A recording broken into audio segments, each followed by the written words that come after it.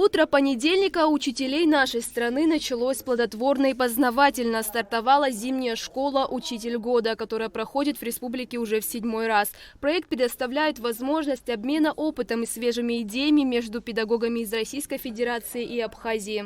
Мы акцент сделали именно на биологии и химии в этом году, потому что, вы знаете, для первой школы мы приобрели медицинское оборудование, для которого это в первую очередь представлены здесь стол Пирогова, это электронные манекены, это вы видите вокруг, буквально все говорит о том, что здесь это медицинский класс.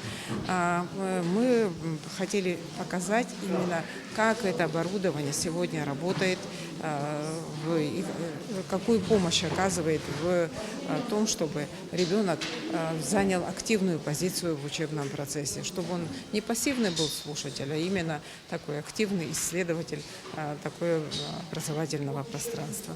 На базе первой школы оборудован медицинский класс. Это позволяет педагогам и ученикам ознакомиться с профильными образовательными технологиями, к примеру, медицинскими электронными манекенами. Благодаря такому подходу учебный процесс становится не только интересным, но и наглядным и живым. Медицинский класс создан для более глубокого изучения биологии и химии. В течение 3 дней обмен опытом будет проходить по 3 направлениям – биологии, химии и географии. В интересах преподавателей зимней школы не только делиться своими знаниями, но и беседовать с учителями Абхазии. Именно по биологии нас попросили в этом году показать программу, которая запущена была несколько лет назад в Москве. Она называется «Медицинский класс в московской школе». И вот, насколько я знаю, Республика Абхазия подписала договор о реализации похожей программы в республике. То есть о создании медицинских классов, которые сориентированы на подготовку, углубленную подготовку детей по базовым дисциплинам химия, биология для последующего поступления в медицинские вузы.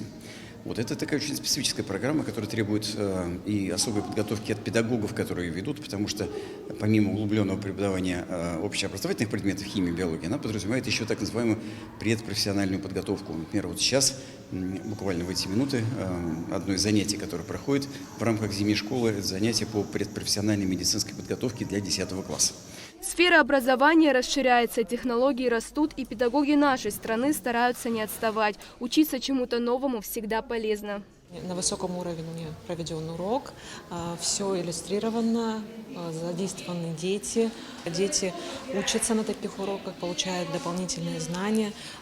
Еще хочу отметить, что класс оборудован полностью всем необходимым для того, чтобы в дальнейшем была возможность поступать на медицинскую специальность.